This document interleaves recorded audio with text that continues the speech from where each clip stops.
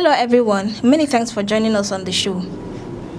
Can restoring an Igbo primary school also help preserve a nation's history?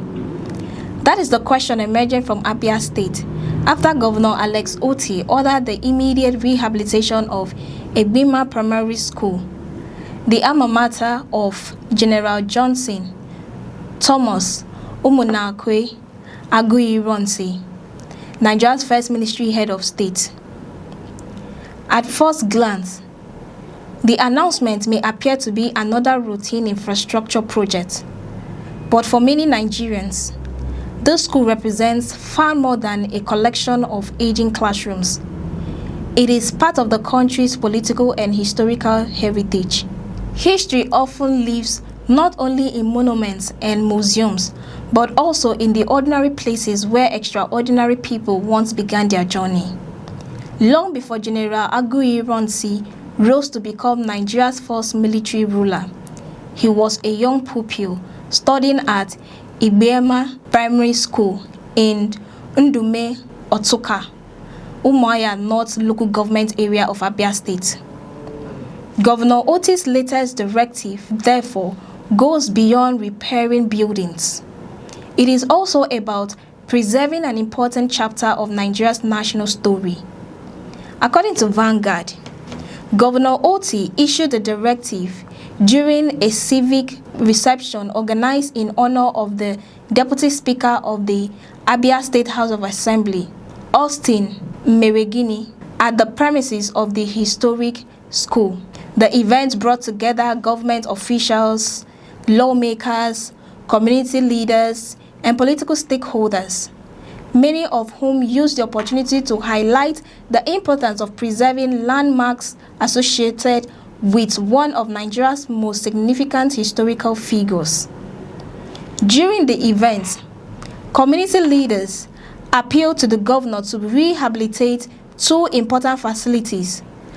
The first was the road leading to the ancestral home of the late General Aguiyi-Ironsi, while the second was the rehabilitation of Egbima Primary School itself.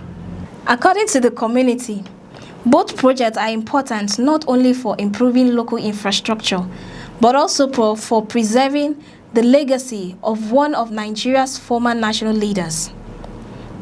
Governor Otti responded immediately. He directed the Commissioner for Works, Engineer Otomchere Otti, to visit the road leading to General Aguiyi-Ironsi's residence, inspect its condition, and submit a report that would pave the way for rehabilitation. The governor stressed that infrastructure connecting historically important sites should receive proper attention as part of the state's broader development agenda. The governor also instructed the chairman of the Abia State Universal Basic Education Board, commonly known as ASUPEB, to begin the process of rehabilitating Egbima Primary School without delay. According to Otti, the chairman should return to the community immediately to commence the procedures required for the speedy execution of the project. Speaking at the event, Governor Otti assured residents that the school would not be overlooked. He explained that his administration is currently implementing a broad program aimed at upgrading public schools across the 17 local government areas of Abia State. He stated that the rehabilitation of Egbima Primary School fits squarely within that wider vision of improving educational infrastructure throughout the state. But why does this particular school attract such national attention? The answer lies in the man who once walked its classroom.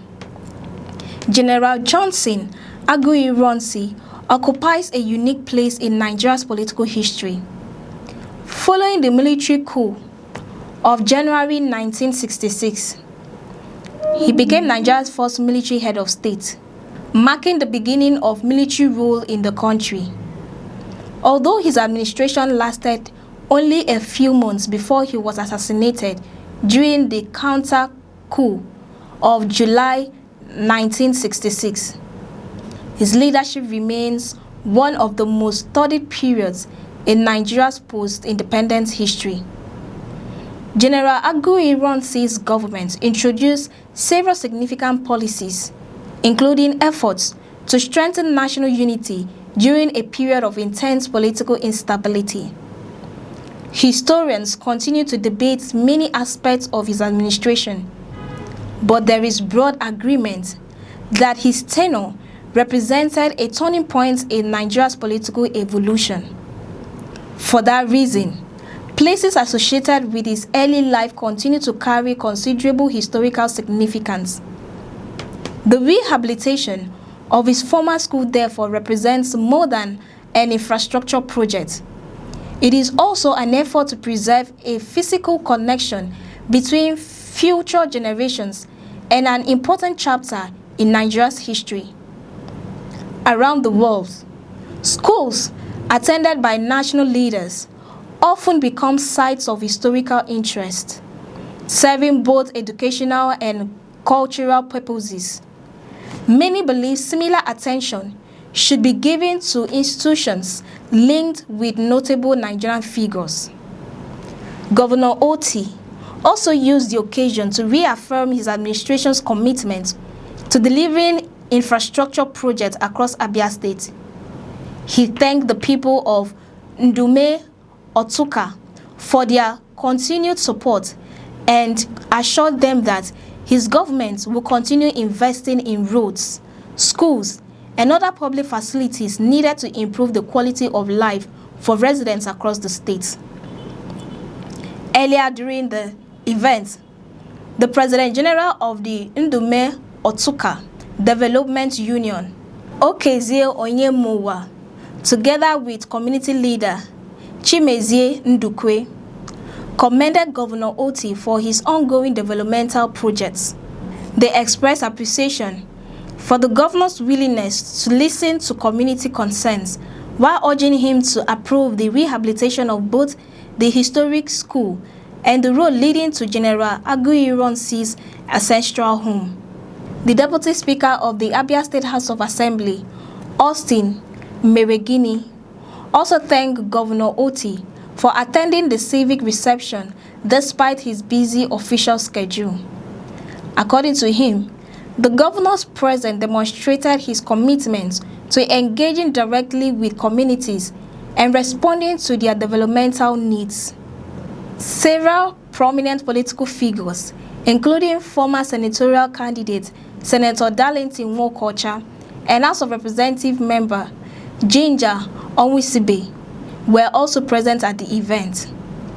As rehabilitation work prepares to begin, many residents hope the project will preserve not only an important school, but also an important part of Nigeria's history. Infrastructure projects often focus on roads, bridges, and public buildings, but occasionally they also help protect the stories that define a nation's identity. In restoring the alma mater of General Aguiyi-Ironsi, Abia State is not simply repairing roads, it is preserving a place where one of Nigeria's most influential historical figures began his remarkable journey. If you find this report insightful, don't forget to like, share, and subscribe. I am Cassie Tony, and many thanks for watching.